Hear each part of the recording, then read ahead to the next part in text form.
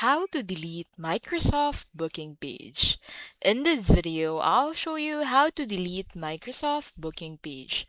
So to get started, go ahead and open Microsoft Bookings on your browser. Now make sure you're signed in into your business account to be able to access Microsoft Bookings. And then once signed in, you'll be able to find your booking page. So in here, you'll find personal booking page and shared booking pages. So under the personal booking page, you can easily share your availability with your own booking page, which means is this is your personal meetings and appointments that you can manage yourself, while the shared booking page is a booking page where you can invite your team and get people to book time with you and your team.